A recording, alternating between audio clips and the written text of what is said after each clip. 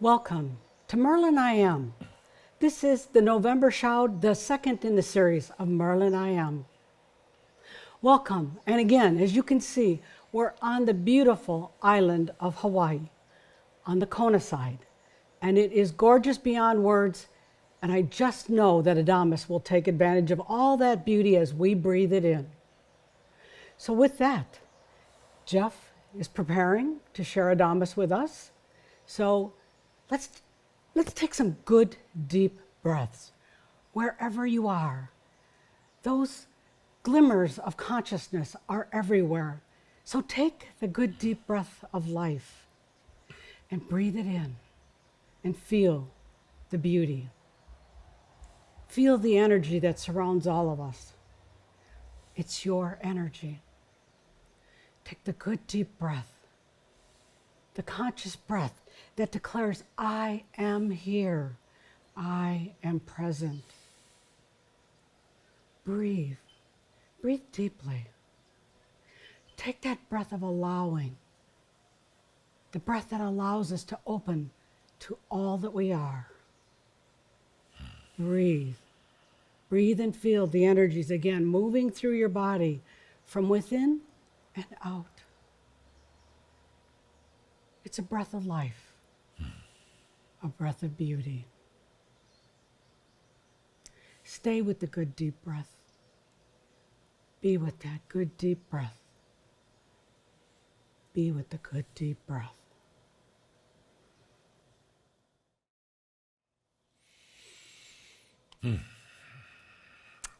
I am that I am. No finer words ever spoken than I am that I am. I am Adamus of Sovereign Domain, here with each and every one of you for what you call your November Shout 2 of the Merlin I Am series. As I come in here through Caldera, Linda, the crew here in Kona, and all of you, I take a moment to smell the air. So beautiful here, so fragrant, so lush. And in a moment to have a sip of coffee, wonderful Kona coffee, not to be promoting anything, but to enjoy the richness of life, of human life. It might be difficult for some of you to grab that, to really feel it once in a while. Because in all the human lifetimes, it's been tough, it's been difficult. A lot of challenges, especially this lifetime. Probably the hardest lifetime you've ever had because you've been more conscious. You've had more desire to go through changes. You've had more releases than in any other lifetime. So I would venture to say probably your hardest lifetime, a lifetime of changes. But here we are, able to be together.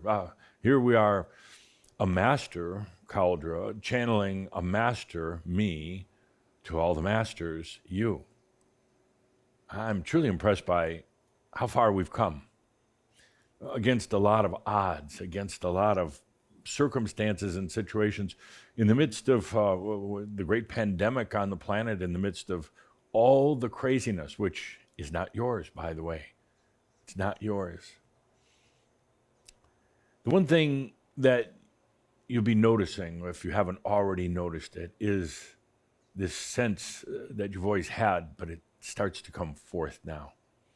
A sense of beauty when the music plays. Such beauty. You know, this sense of beauty has been hidden for a long time. It's been so many other things coming into your mind and emotions. That sense of beauty simply wasn't really available to come forward, but a true sense of beauty. And you don't have to work on it. It happens as a master. It just starts coming forth, coming to the surface. There's kind of some interesting dynamics that take place right now. There is a deep sense of longing, but not a lost longing. You've been through that phase when you first went through your awakening, or maybe even before, but a sense of longing, knowing that there was something more. But it was like lost. It was out of grasp, out of reach. You knew it was there, kind of like on a dark night in the forest. You know there's things that are there, but you just don't see them. And then as you come to this point, that longing becomes more intense and deeper, more sensual. But now, instead of longing for something distant and unknown, there's a longing that is very palpable, very clear right there. You know it's there. You don't have to work at it. Maybe you still don't quite understand what that rich, beautiful longing is. But that's what happens like when the human, the master, the I am all start into the integration, the deep integration of embodied mastery. And then there's that feeling of having missed that connection for so long, having missed knowing spirit within you, having missed all that you really are, all of your senses, all of the magic that you really are. And so this sense of longing is no longer a lost longing, but now it's like a knowingness longing that it's coming right now. That brings about a sense of beauty, the richness of life. You know, when you're not trying to change the world anymore, when you're not even trying to change yourself anymore, when you're accepting all that you are, when you're allowing, now that sense of beauty comes up, and it's in everything. It's in the music. It's in nature. It's within your very being. It's very real, visceral. One of the things that's always sad to watch with humans going through what they go through, especially as they go into awakening, is the sensuality seems to fade away and go into nothingness. Things become so mental and so linear. And actually, they really aren't any more mental and linear. You just now, when somebody comes into awakening, you're realizing now how linear and mental things have been. So you're much more aware of it. But you come to this point, and it's not like that anymore. It's not linear. It's not mental. That sense of beauty that actually some of you have been afraid of, a sense of sensuality that some of you have resisted, it starts coming forth, and you don't have to work at it. It's just there. You're suddenly aware of the richness of life. Part of this is also caused by the fact that there's a knowingness that this is going to, for most of you, going to be your last life on the planet. And it's time you start looking at things with a different perspective. You start looking at things, well, with that longing, knowing that this is going to be the last lifetime when you can go for the long walks in the forests of this earth. Now, you'll be able to take this with you, but nothing quite like the reality here, the forests and the sky and the birds and food and all these beautiful, and music, and just the sound of people laughing and even crying, but all this beauty. And it's in a little bit melancholy, but it's very, very beautiful. And that's what happens when you come to this point. Beauty emerges. And that's a good one we talked about beauty in our last shout.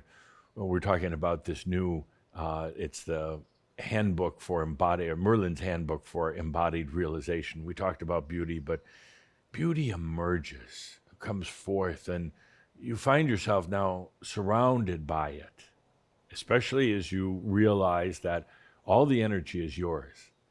Now you feel yourself surrounded by beauty. Not all the time. No, not necessarily when you're sitting in traffic, or if you're listening to some of this hardcore news that some of you have been listening to. Nothing wrong with the news, but some of you really go for the hardcore stuff. But this beauty emerges. And then there are unbelievable, quiet, profound moments when you're no longer really searching for answers. A lot of times in the past, you had these quiet, profound moments, but you were searching and looking. And now you realize you're there. You're there. And now you can enjoy the beauty without fearing your own sensuality, without fearing beauty itself. People, they get afraid of beauty because they think they have to have so many rules in their life for themselves. They think they have to stay very linear and strict and have timetables and goals and everything. That all goes out the door with the master. Now's the time for beauty. Take a deep breath and invite it in, because it's coming if it's not already there. Beauty in a way that at times brings you to tears. You hear a beautiful piece of music, or you see a music video, and I didn't have music videos in my time. It was just music. It was auditory, and of course, unless you went to the concert. But now you've got music videos to add to the sense and add to the beauty. Incredible. So let's take a deep breath together as we dive into Shroud 2 of the Merlin I Am series. There's been a lot of deaths in the Chambra family this year. A lot of them. A lot of Chambra just saying, I'm just going to opt out. I'm just going to leave. Some, like Sartre, allowing in their realization days or weeks before they leave. Some doing it just a moment before they leave. Some saying, it's just too tough right now. This body and all this stuff we're up against. I'm just gonna leave and come back when it's right. There's a lot of Chambra whose names, don't appear on your website and the in memoriam, who have left. And they're coming to one of the new earths where it's a very special place for those who are really, they've just completed their second to the last lifetime. They need rejuvenation. They're going to come back, but they're going to really do it as a master this time. So I would be remiss if I didn't mention Edith. Edith. Dear Edith passed away just 2 days ago. And Linda's going to put up her picture here. Edith has been on her way out for a little while now. As you know, Edith, as delightful as she is, was a bit stubborn. You may have realized that during some of the shouts. Edith basically left about a month ago. Not the physical body, but her essence left about a month ago. And then she was just waiting. It doesn't seem like a month when you're waiting in kind of the in-between realms, but she left about a month ago and finally just the other day released the last of her physical body. I sat with her as this occurred. It was a beautiful moment for me and for her. She was kind of, it would be like watching yourself with the last of the flames in the embers slowly fading out. The last, if it was like a fireplace, just like the last to flicker out. And she experienced this, she witnessed it. It's interesting because you don't really feel that. I mean, not in a physical way, if you ever go through that. But you're very aware of it. You're very aware that the last, you could say, connection to the planet is gone now. Edith and I sat there for a good long bit, and I use the term sitting there, but in a way it kind of was, because we've both been human. We knew what it was like just to sit. We just sat there quietly for a while. Edith and I, we've known each other for many lifetimes. In the shouds, we had a lot of go-at-its with each other. I loved inviting Edith up on stage because I knew she would be such an example, such a beauty for everyone. Edith had her ways. Edith had her definite ways. She became an icon for Shaumbra all around the world. But we sat there for a good long time. And at that point, excuse me, Edith, at that point, I said, Edith, where to now? What do you want to do? And she said, I want to go to Theos. I need to rejuvenate. I need to have my own space. I need to integrate everything I did as a human on the planet. I just need to get away from everything. I don't want to go to the near Earth realms. I know I'll run into family, and that wouldn't be such a good thing. I want that, she called it a spa, like a spiritual spa in Theos. So I walked with her there, and I know some of the rest of you were with her. We're with her, doing a dream walk or just thinking about her, and walked her to Theos and said, Edith, I'll be back in a couple of days, which is today. I'm going to invite Edith in for a moment to give some of her thoughts and perspectives. If you don't mind, Linda, can she have your chair? Of course. Yes. Absolutely. Yes. So Here let's we go. all breathe Edith in right now into Shroud 2 of the Merlin I Am series. Take a good deep breath. Oh, Edith. Edith is resisting. And remember, she used to resist walking up on the stage, but she actually really loved it. So, Edith, welcome. I hope everyone can see you, if not feel you here.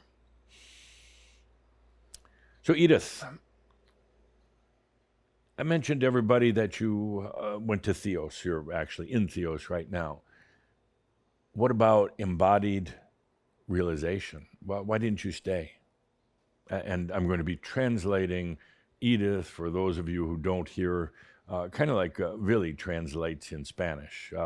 So, Edith, why didn't you stay? And I'd like you to feel her answer as well before I translate. And Edith, in her Edith way, is saying, well, it was just too difficult, too difficult. And I waited and waited, and nothing happened. I had no money, and none of this abundance that you talk about, Adamus. And I finally my body gave out. Okay, Edith. Edith, are you going to come back to Earth for another lifetime? Yes. Edith, you normally would say that with almost a kind of a rough voice, and you'd probably say something like, no. But here you're telling us, yes, you're going to be coming back for another lifetime. Why is that, Edith?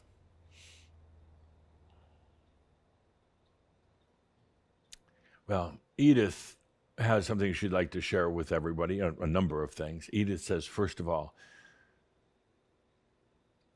she wants to come back because there was something in her life that was really missing. A number of things, if I'm not mistaken, but there was one thing that was really missing in your life, and that was her lost love. A lost love, a lover who she had spent many, many lifetimes with, who was not here in this lifetime. They had made a vow to each other a long time ago. And she's telling me from even the times of Yeshua, they made a vow that they were going to come back together for their ascension, but we now call realization. And the one that she was hoping to meet in this lifetime never came along. So she waited and waited and waited. And she wasn't necessarily consciously aware of this, but she dreamed about it a lot at night.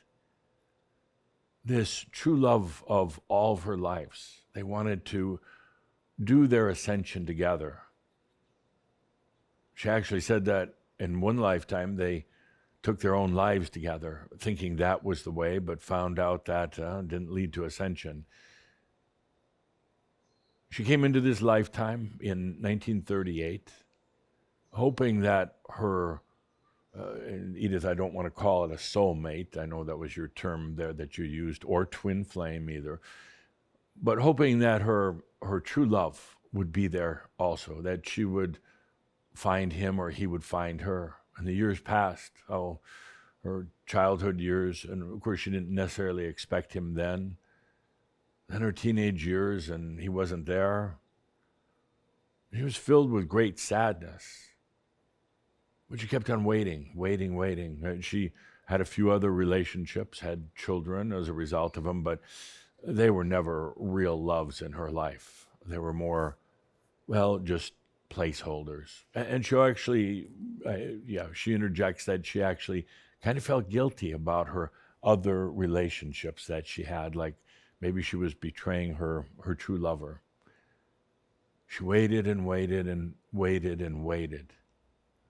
Kind of sitting, I hope you don't mind me saying this, Edith, but sitting in the same chair, never moving, afraid that if she moved to a different chair, meaning if she changed things in her life, that she would miss an opportunity for this true love to find her.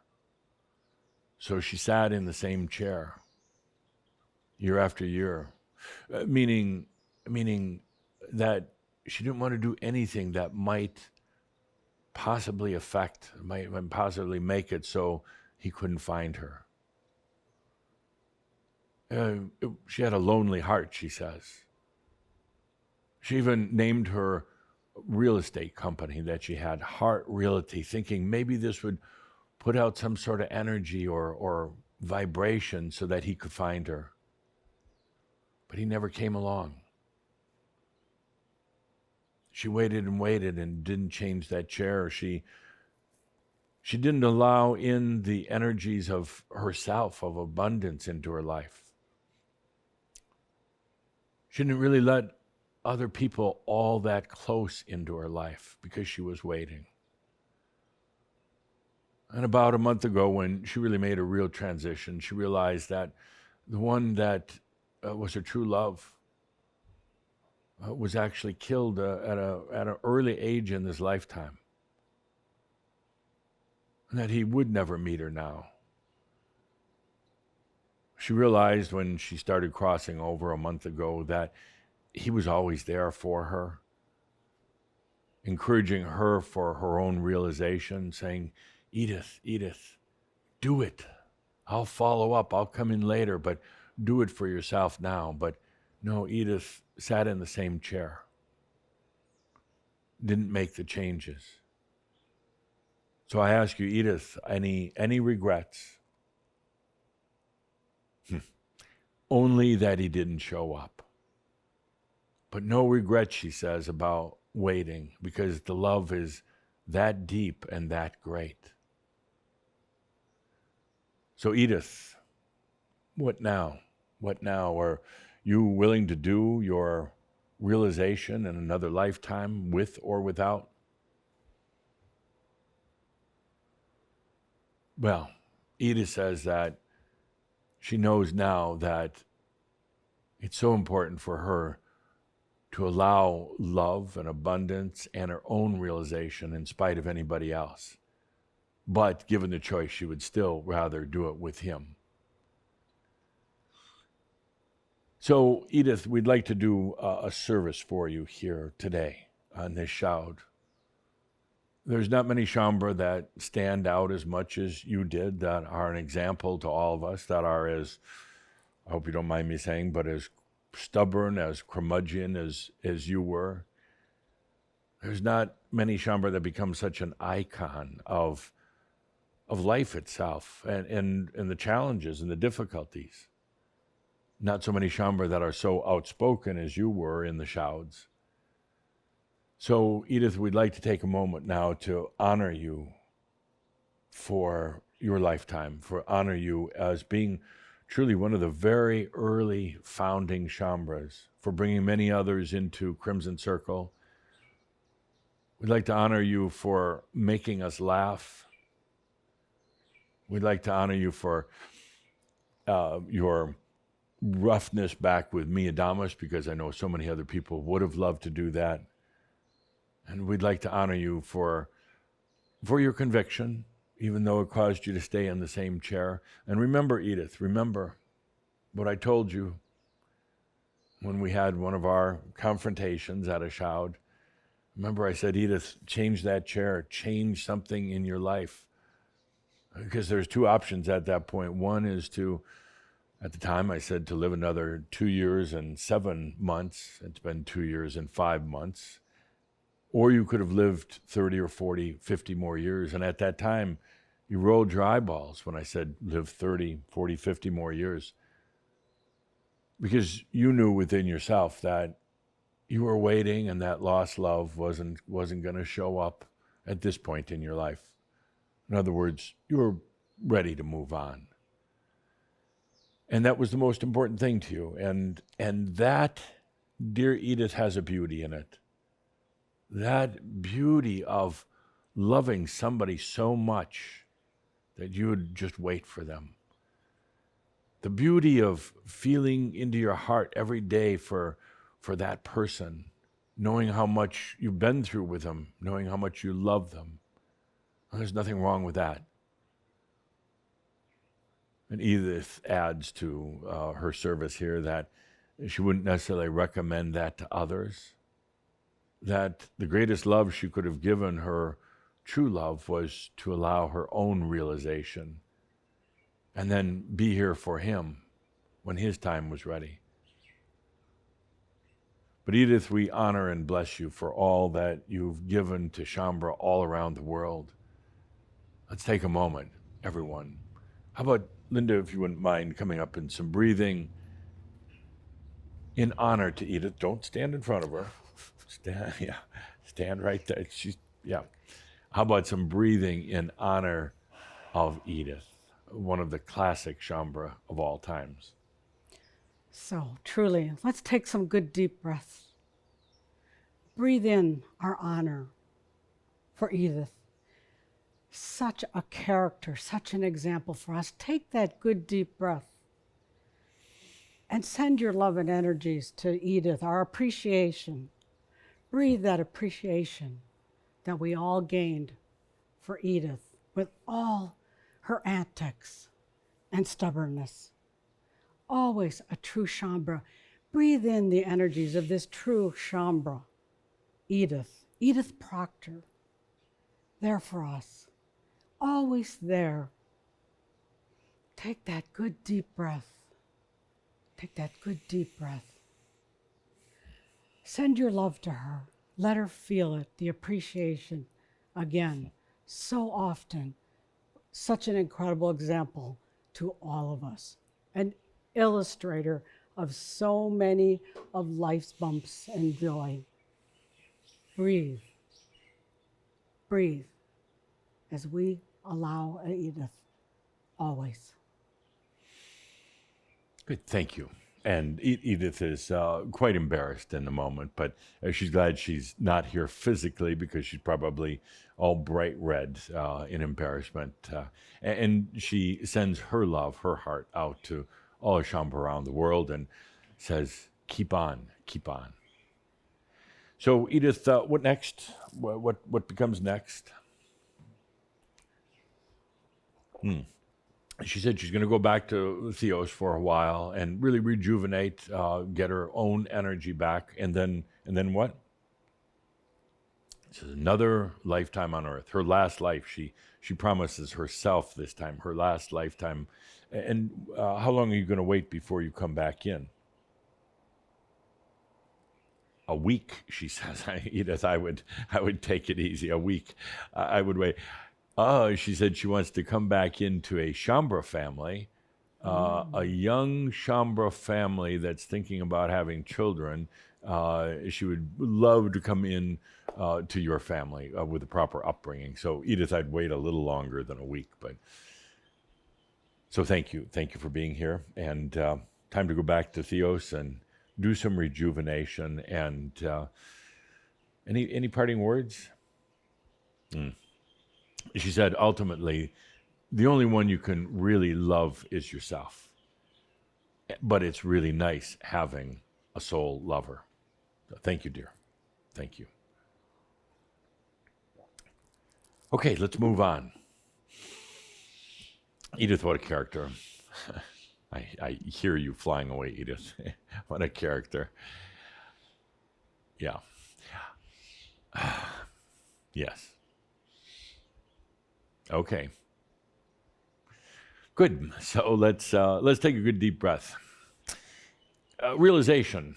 We had our summer of realization. We have almost close to 1,500 Shambhara around the world who have acknowledged their realization, who have come out of the closet, so to speak. And I want to make a point of that today because it's really about your perspective. It's about realizing that you're realized. You can continue sitting in the same chair, using the example of Edith, not moving, waiting for something, waiting for your concept of what realization is. Or you can simply change your perspective and allow it. A lot of you are starting to come to that point, and it's that longing point. You know it's here. You know it's right there, but it's still that last little coming into realization. That's fine. There's no rush into it. But if you're wondering, if you're puzzled, well, when does it come? It comes as soon as you say, "I am realized." Now, I know there's some around the world that are. Some of them are posting on social media or even publishing books and that. Some of them are saying, well, I know I was realized since the day I was born. And I know it has some of you rolling your eyeballs. We had a lot of bird chatter out here. I think Edith is getting everything stirred up a little bit. Some of you are saying, I've been realized since I was a child. And that's actually very accurate. It's not braggadocious. It's not like you're trying to elevate yourself in the eyes of others. You're suddenly realizing you've always been realized. Or some of you saying that you had your realization in your teenage years or young adult, and now you're in your more senior or veteran years. Yes, you always have been realized. It's always been there. It's an inherent natural part of you. The question is when you're going to let yourself realize that you're realized. It's a matter of perspective. It's not what you'd say is a game, but it's a matter of just admitting it, of coming out of the closet.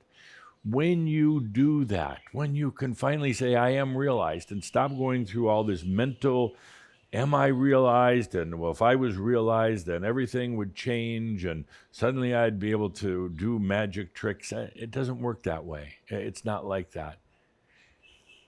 You acknowledge your realization first, then the energies change, not the other way around. You acknowledge that I am realized. I've been on this human journey, kind of lost or stuck or sitting in this same chair for a long time. But yeah, I'm realized. That then changes the energy. Your new perspective, a broad perspective of I am realized, then changes the relationship you have with energy. Then and only then do you start noticing the difference.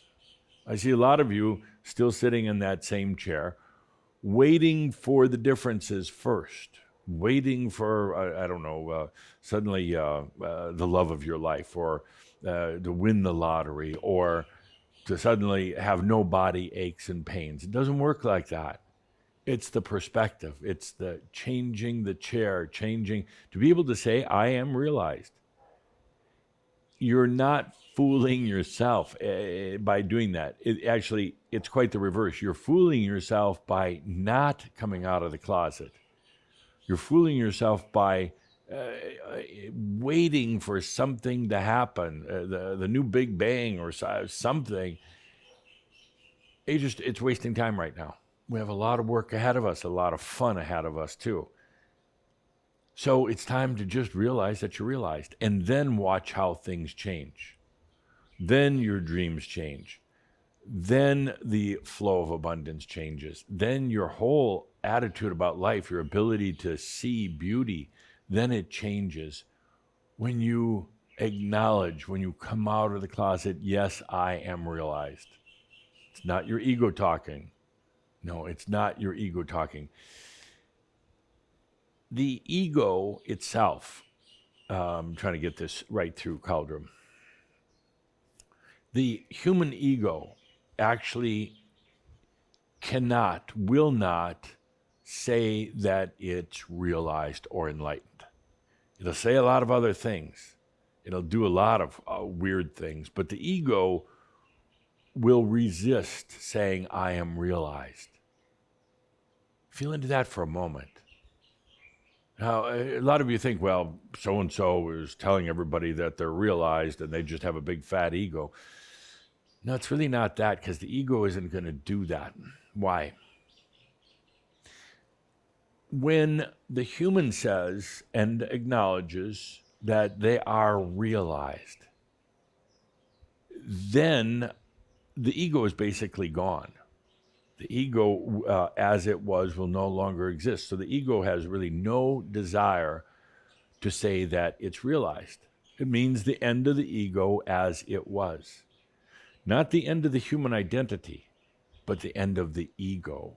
What you could say is the imbalance. The ego is the thing that was basically saying, I'm all that there is. I'm the highest order of my consciousness. But the moment you say, I am realized, I am enlightened,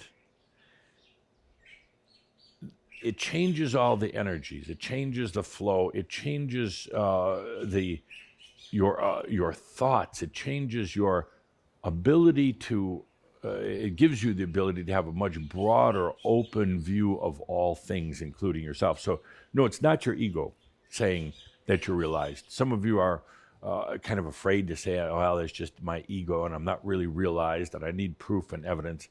No, you don't. It doesn't work that way.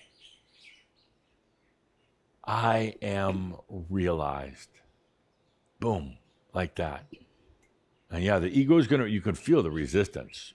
The ego is like, oh, you're just making that up, or, you're elevating yourself above others. No, you're not. But you're transitioning into a different role, of course, but you're not elevating yourself, because it's foolish. Every one of them has the same natural realization within them. They're just not, they don't want to look at it right now. You say, I am realized. And then you wait for lightning bolts or, something grand to happen. No, you got this tremendous amount of your energy that's been sitting in the same chair for a long time, that's been stuck for a long time, that's been kind of almost like foreign to you for a long time. It takes a while to turn that train around. It doesn't happen instantly. And you don't have to convince yourself of this either. You don't have to repeat it like a mantra. You don't have to say it over and over again. It's just realizing I am realized. And then be the observer of how things start changing in your life. And again, it's not a race. You don't have to force anything, but just I am realized. Feel what it does to your ego when you say that. To your brain thoughts, your mind thoughts. The ego actually really kind of doesn't like that. And it will kind of cast doubt on it, saying, oh, you're just making that up. But come back to yourself, who you truly are. I am realized. And then it happens. So it's time for all of you to come out of the closet with it. It's not being egotistical. It's not being artificial or unreal. It's being more real than anything you've ever done in this lifetime. I am realized. The nearly 1,500 who have acknowledged it and who are truly realized have all had their own way of experiencing this. They've had that kind of an internal battle of am I or am I not? Am I being elitist by claiming that I'm realized? Am I really ready? Have I gone through enough experience? Have I cleared my karma? And they finally say, I am realized. So tired of playing the unrealized game. I am realized. And then the energies start moving in their life. It starts moving. Edith, for example, would not say it. Would not say it. Even when I sat with her as the last of her connections with her physical body were taking place, she wouldn't say it. She really didn't feel she was ready, and she was waiting for her lost lover. And if she thought that if she allowed that realization, then, well, she hadn't fulfilled their oath, their commitment to each other. So even she didn't say it. I don't know if she regrets that. I don't know if, no, she doesn't regret it, but she just wished he would have come along. She's a little angry with him.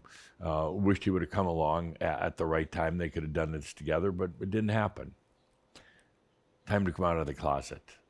There's a lot for us to do going forward. Sorry. Next point on the list for today. We've been talking a lot about your relationship with energy. And we've gone through a lot of the physics. The energy is all yours. It's all yours.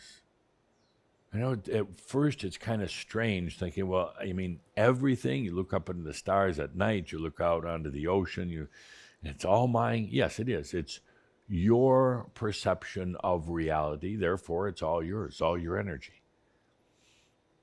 Everyone else has their own perception, their own perspective, their own energy. And so many of you know from what we're talking about in Kihak, there is a harmony of energies. When you get multiple soul beings together, there's a harmony of their energies together. But it's still their energy and yours. They'll never come into yours, you never come into theirs, but there's a harmony going on. And as we talked about recently in Kihak, there's also a harm that takes place. When a soul being forgets who they are, when they believe they have to go outside of themselves for the energy, when they won't allow the energy to serve them, when energy is used to hold others down, when there's manipulation, then instead of harmony, there is a harm that takes place. But basically, all energy is here to serve you. And what I really want to do today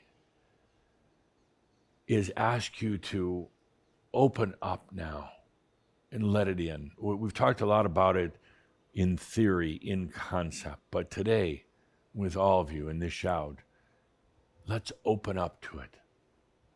Take a good deep breath and receive that energy that's yours. No more holding back. No more fearing that energy. Receive it. It's there to serve you. And now, again, we've talked about it before, but I really, really want to bring it home today in this shout. There is a resistance to it because you think to yourself, oh, my body hurts so much, and how could I take on any more energy? It's going to hurt even more. Your body hurts because there is still a resistance to bringing in, to allowing the natural, harmonious flow of your own energy. That's partly why the body hurts, but also you're going through tremendous changes, going from just the human body into your free energy body. Can you allow those body aches and pains instead of resisting them? Because they're there for a reason. Something is happening. And some of you have been holding your own energy at bay, keeping it away because you're still tormented in the mind. You have battles within yourself. As you open yourself up, you open the floodgates of energy. That energy is going to come in serving you, and it's going to, fulfill you even in your thoughts, to the point where those mind battles are going to go away. The mind battles are in part there because what you're suffocating your own self. I mean, not, well, literally, but also just consciously, in a consciousness way, you're suffocating yourself. That creates a battleground for some of the mind games, but you open up to all the energies, and those battles go away. There's nothing to fight for anymore. All the energy is there, and it's all yours. And as you come back to a natural flow of energy within yourself, you start to realize that you're never going to abuse it. It's all yours. You're never going to abuse it. You're never going to use it against another person.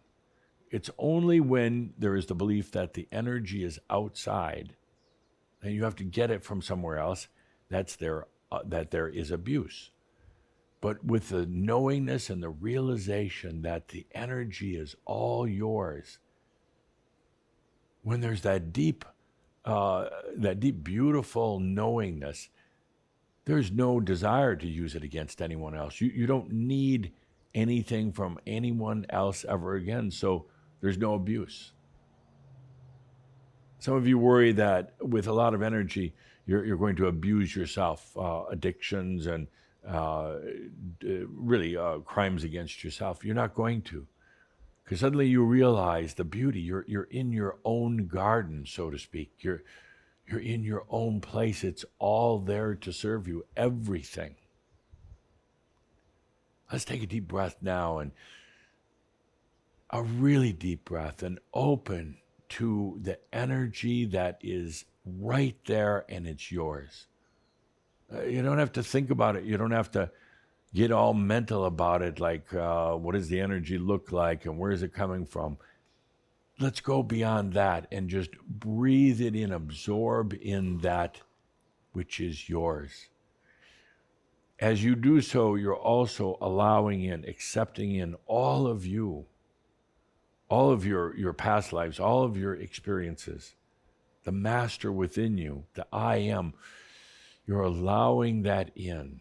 And I know we've talked about this a lot over the years, but today I want this to be a point of separation, a real point of separation, where we're not just talking about it anymore, you're living it, you're embodying that energy. And some of you, like before we have a gathering like this, you feel out of sorts, you feel off. I say, oh, the energy is affecting me, and I've got headaches, and my body aches, and stomach aches, and all sorts of other aches and pains, and you feel so out of balance. And then you push back on the energy. You won't let it in. Let's go beyond that today. Right now, no matter what's going on with your body or your mind, if you think you're going to pass out in just a moment, doesn't matter. Let's take it on. Let's bring it in right now. It's something only you can do for yourself. Let's have that friendship with energy that's all yours. That's how we're going to go forward in doing what we're going to be doing. It's how you come to your light body, to your embodied realization. A good deep breath, letting in that energy into your life, into your consciousness, into your awareness, into your body, into your mind, into everything. A really good deep breath, bringing it in, and not thinking about it, not wondering how much you're going to bring in, or it's not going to overwhelm you. It will not overwhelm you. It'll put you back in a true natural balance. Take a good deep breath with that energy. It's all yours.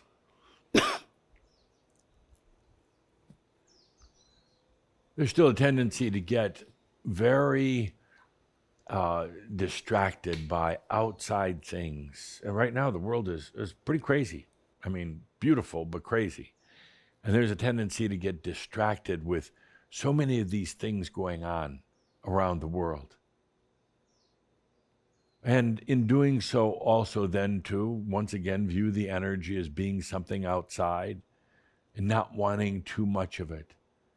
But here, right at the end of this crazy, crazy year, You've had all sorts of things going on.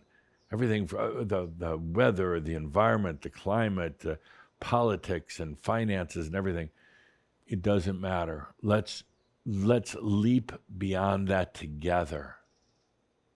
Take a deep breath and allow that energy and open yourself up to what is yours. No more excuses. I don't want any more excuses. I don't want any more discussion of things like lack of abundance or even physical aches and pains. I mean, you're going to have some, but it's all a part of now being energy self-sufficient. Take a deep breath. Let it come to you like a great big tsunami, like a great big tidal wave that's not going to kill you. That's not going to roll you over and knock you out. Let that big wave of your energy come into your being, and then feel it. Feel what's happening in your body, in your consciousness. Take a good deep breath. It's all your energy. And it's here to serve you. We've talked about it, but now I have to insist on it. Become it. Allow it. Let's not play games with it anymore. Let's not hold back on abundance or even your free energy body. Let's do it right now. Take a good deep breath now and feel yourself just absorbing it. Kind of like being in a spa, kind of like now you're just letting it soak in. This is so important to let's go beyond the talking into the realization of your own energy. There's nothing on the outside. It's all yours. There's no waiting. There's no delaying it. Right now is that time to accept all that energy. Not to try to manipulate it. Don't go start telling it what to do and where to do it. Just have that experience, that beautiful experience of bringing in your energy. And I hear a lot of you saying, oh, but I've been doing this. I've been doing it. Oh, you've been doing it like, well, kind of like you've been going through life. 1 foot on the gas pedal, 1 foot on the brake. And now we're coming to the point, there's no gas pedal and there's no brake. And to the human, that's pretty disconcerting. That creates a lot of unsettled feeling. No gas pedal, no brake. You don't need a gas pedal anymore in your life. You don't need to be hitting it or pulling back on it because it all happens naturally. Now you're going through life in your vehicle of consciousness and it responds absolutely appropriately. You don't need the gas pedal. I understand you have self-driving cars now. You know, back in my time, we were way ahead back then. We had self-driving horses. And you're finally getting to the point where you have self-driving cars. And you don't need to work the brake or the gas pedal. It does it on its own. It knows what to do. Yeah, through a lot of technology and programming and things like that. It's the same way with your consciousness. It knows what to do. It knows exactly what to do with the energy. You don't need a gas pedal in your life anymore. So metaphorically, symbolically speaking, so take your foot off the gas pedal. And you don't need a brake anymore. You know, if you were a car, you know how many brake pads you'd have gone through by now in your lifetime? Hundreds, maybe thousands. Always hitting the brake, even when you didn't need to. You'd hit the brake even when there wasn't a curve ahead or a hill that you were going down or a car in front of you. I think some of you drove through life just with your foot on the brake. And once in a while on the gas pedal. Let it go now. There's no need for it. This is, sorry, Edith, this is real trust. I mean, this is implicit trust. This is a big step in your energy dynamics. We talked about energy dynamics on our last shout. It's a big step to have that much trust in yourself that there's no more gas pedal, no more brake. You don't even need the steering wheel, except maybe to rest your hands on. What happens now is all natural, intuitive. What happens now is all energy is responding to you appropriately. And as we talked about so many times, it's actually not time and space. You're not moving through time and space. It's moving through you. So why would you need a gas pedal, a brake, or even a steering wheel? You're in your vehicle of consciousness. And now it is managing how the time and space and energy flows through you. It's managing that. You don't need to do that anymore. Now you can enjoy life instead of having to work your way through life, instead of having to dodge the obstacles and slam on the brakes, when things weren't quite right, or try to accelerate to catch up with everybody else. We let go of all of that. Now it's time and space responding to your energy perfectly. That's a big step. But hey, where else is there to go? Well, except you keep sitting in the same chair all the time. Let's take a deep breath and allow that now. Bringing in that energy. I don't care about the aches and the pains and the weird dreams and everything else you're going through. That's no reason to hold back on energy. You're only depriving yourself of what is yours. Let's take our foot off the brake, off the gas pedal, off the steering wheel for some freedom. You put all this together and suddenly there is a new dance of energy in your life. It's kind of carefree. I mean, you're still aware of the rest of the world and what they're going through. And, in a way, you still feel it, but it's not yours.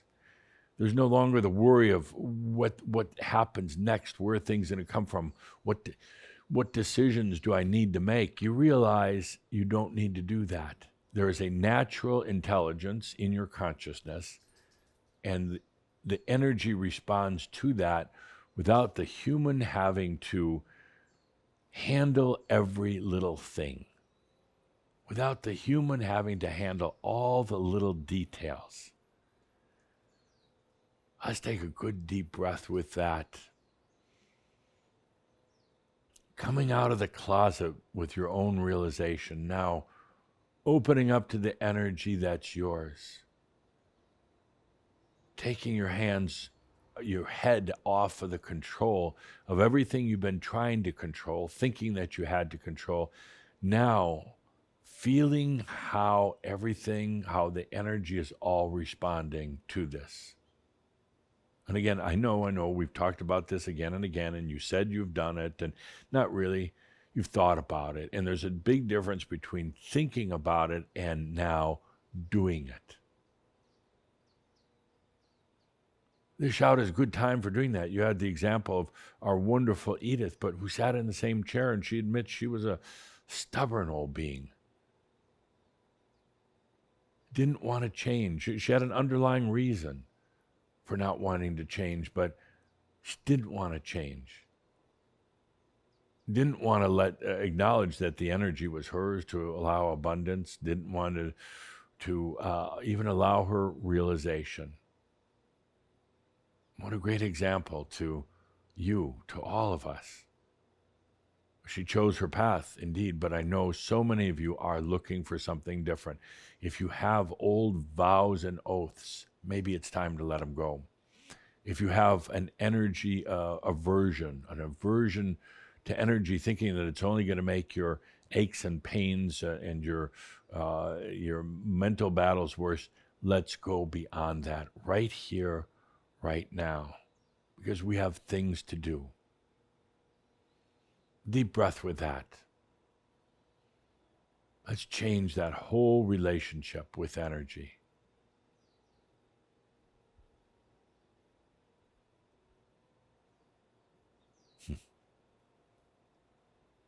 Good. And finally, for today, the day of Edith, let's do a mirab. I like doing mirabs at the end of our shouds. And you're right. We don't have a lot to say today because everything hinges on this whole thing of energy acceptance.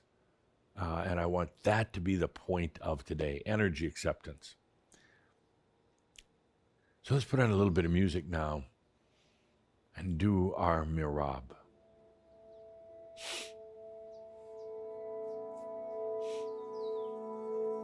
Take a good deep breath. You've chosen to stay on this planet to be a master, to experience now embodied realization, to experience your own energy. You've chosen to stay on the earth and to shine on for others, knowing that the planet could really use it right now. Your light of consciousness,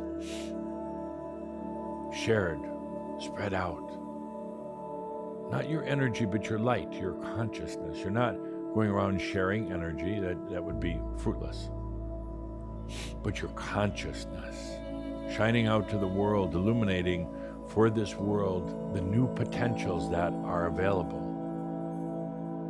And without that light of at least a few hundred, if not a few thousand embodied masters, the humanity may never see some of the other potentials that are available right now. It's a turning point, you could say a tipping point for the planet, but you all know that. And with you shining on, there's a good chance they're going to see those other potentials. Let's first shine in before we shine on. Let's first allow your own light to shine within yourself. And I use the word light, what I mean is consciousness. It's like a light. Let your own consciousness shine within yourself. Let it shine in upon your own energy.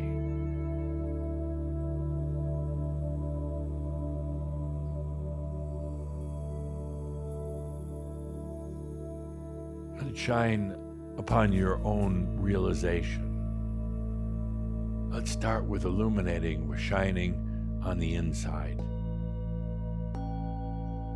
In other words, let that light of your consciousness be upon you.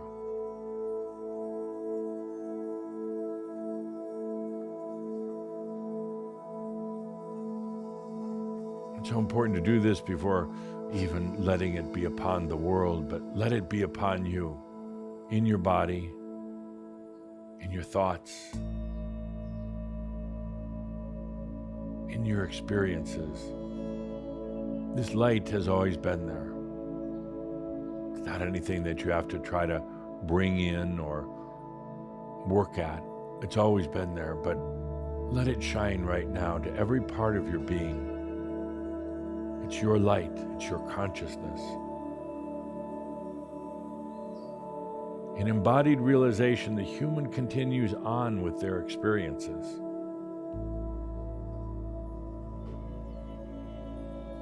It's not that the human vanishes or goes away, and no, the human continues on with their experiences, but now with the benefit of wisdom and with the benefit of their shining consciousness.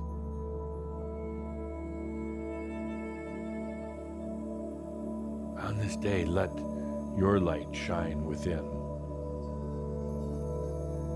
Instead of having it out there, off there somewhere, let it be right here shining within.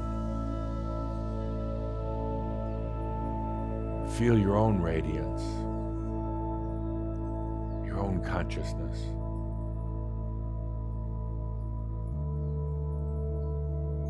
This is you.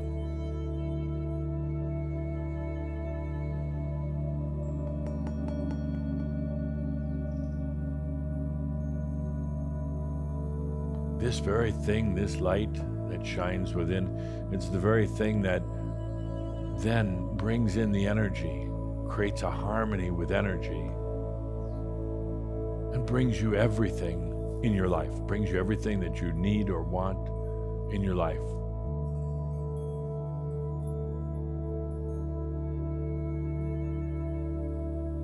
Let that light shine within. Yeah, on your aches and pains, on your imbalances, anything that might be there, just let that light shine now, without holding back anything.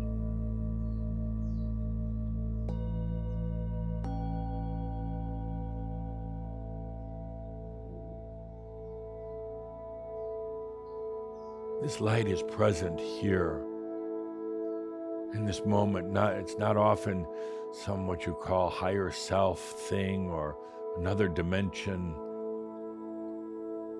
It's right here. It's right here. Let that shine within all of you, every part of you.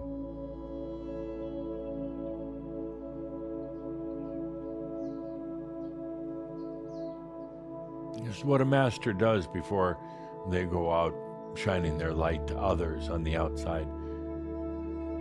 They take a few minutes to shine within. They shine in before they shine on. The master makes sure that they're consciously aware of their own light continuing to shine within themselves, illuminating into their body, into their mind, into their senses.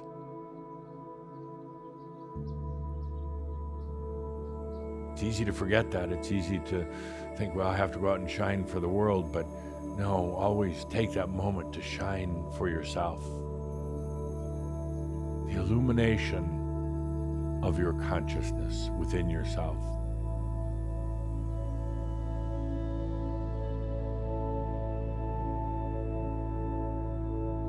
And now, together, individually but together, let's shine onto the world.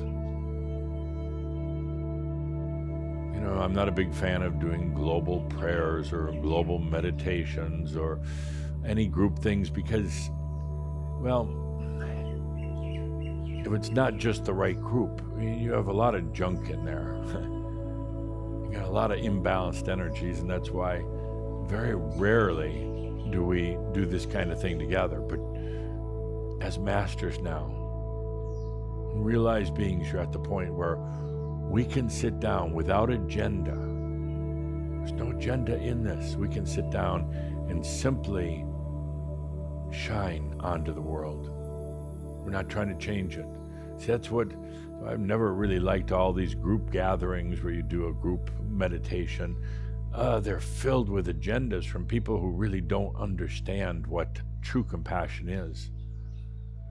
But with you, Shambhala, with us now, we can be here together, connected all around the globe, and now we can shine onto the world. Without agenda, without trying to inflict change. No, we're not trying to create a different outcome for elections, or we're not even trying to repair the environment. There's no place for that here. This is the gathering of the Merlins shining onto the world. Letting our consciousness open without holding back. We're not trying to change global warming or sex trafficking or anything like that. You're far too wise right now for that. But we are shining a light onto the world that will show others, that will illuminate a potential to them that they might not have otherwise seen. A change, a way of changing their chair. So for the first time together, with this gathering of you, masters, for the first time, let's shine on to the world.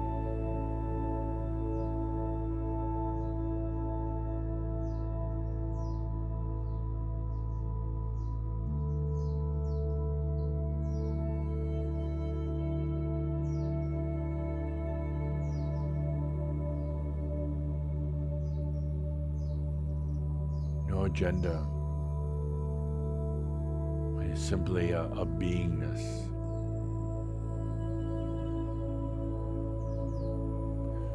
I hope you can feel the true peace in this.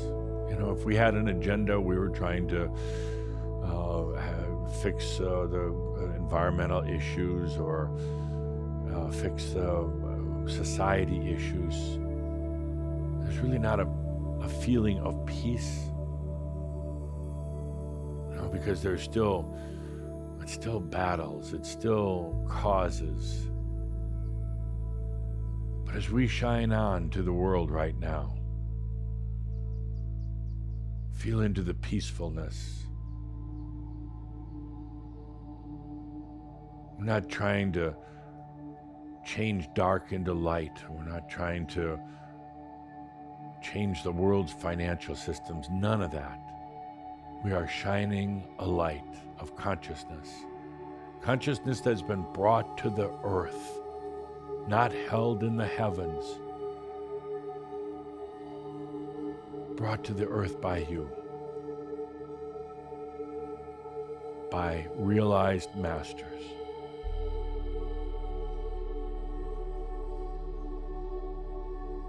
Let's shine on in this moment. Feeling so bold, so fearless as to bring our light forward.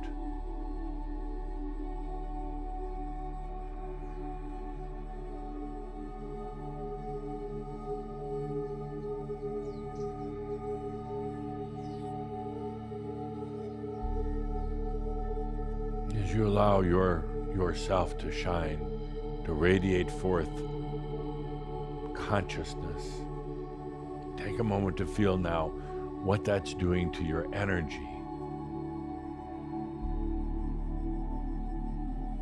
Remember, today it's all about taking that big step, bold, fearless step into letting your energy come in and be there and serve you. Now, feel what it's doing as you shine on, what that's doing to your energy.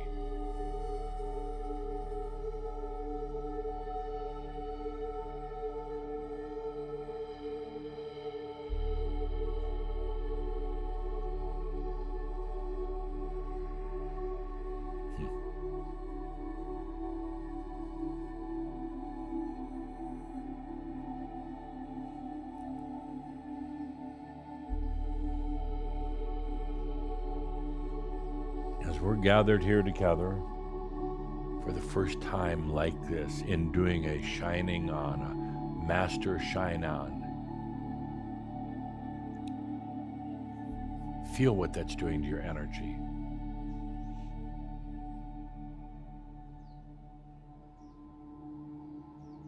And remember the beauty of this, we're not trying to change the world.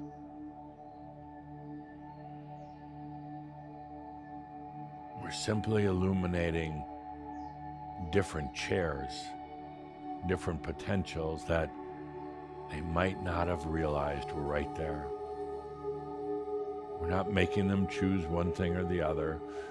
We're simply opening the perspective of humanity. It's up to them what they want to do with it. What's happening to your energy right now?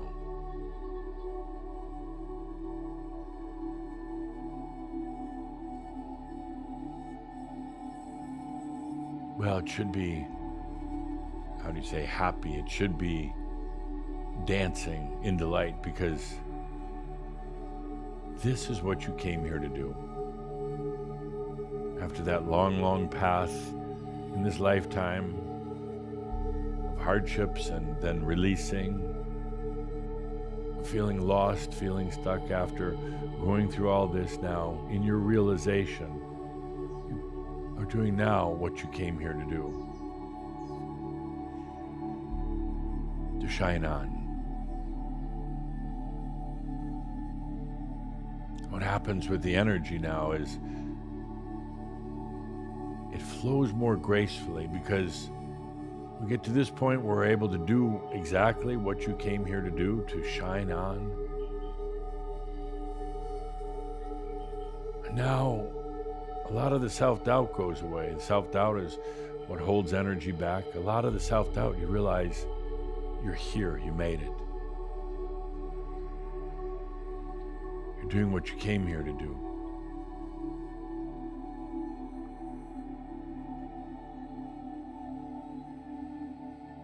That's another one for Merlin's Guide to Embodied Realization. The Master shines in within themselves, and then they shine on.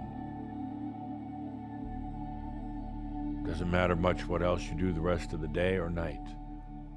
Any day or any night. It doesn't matter if you've got a high-powered job or you're retired. Doesn't matter if you do chores around the house or not. This is why you came here. To shine on for this planet.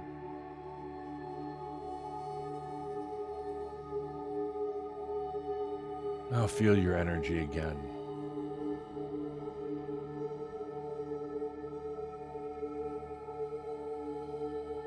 Because of your own worthiness, your own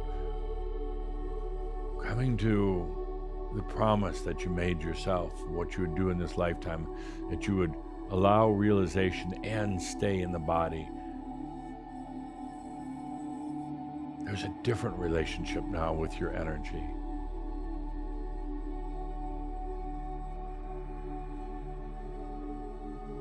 Because you're doing what you came here to do. There's a new worthiness of receiving your energy. Let's shine on to the world. The world is looking for a light right now. A light without an agenda. A light without rules. A light without suffering. A light of higher potentials. Let's do it right now.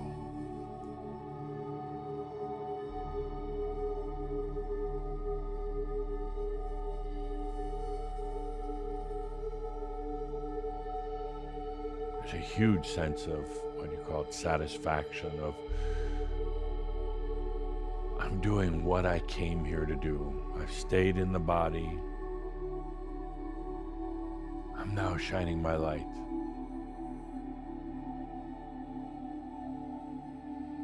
I'm the master whose office is the park bench or a cafe or wherever you want to be. I'm the master who doesn't have to have my foot on the brake and on the gas pedal and my hands on the wheel. I am that I am. And I'm doing what I came here to do because all of you, I know you love this planet. You've had so many lifetimes, and now comes your last lifetime. Now you just shine on.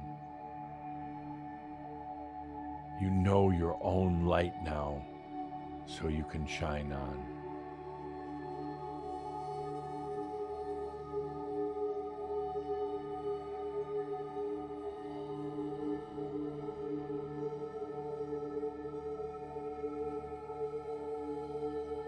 Today is about taking that big leap, allowing your own energy, and when you do, then the next step is we'll shine on. Let's take a good deep breath on this day. Very special thanks to Edith for sharing her story, for taking a moment to be here with us on this day. Such an inspiration, such a character, such a part of Shambro for so many years. Oh, Edith, I know you'll find just the right family to come back into. And I know you'll find the lost love. And Edith, it was always you. It wasn't somebody else, that lost love. It was always you that you were looking for. And dear Shambro, no matter how crazy things get in this world around you, remember that all is well and radiant in all of creation. I am Adamus of Sovereign Domain. Thank you. So with that, let's just allow the good deep breath and truly allow this experience of energy acceptance for each of us. This message for each and every one of us. Take that good deep breath and stay with what that's like, to allow the radiance, to allow the consciousness to just be. That consciousness for all to see, all of us. Let's stay with the good deep breath and bring this into our lives. It's not just a now moment, it's present to be with. So breathe in honor of yourself. That good deep breath. The good deep breath. Breathe as we close out today's shout. Special thanks to Adamus Saint-Germain and of course our dear friend Edith Proctor. Thank you to everyone. We'll see you next month. Thank you for being a part of Merlin I Am. Thank you.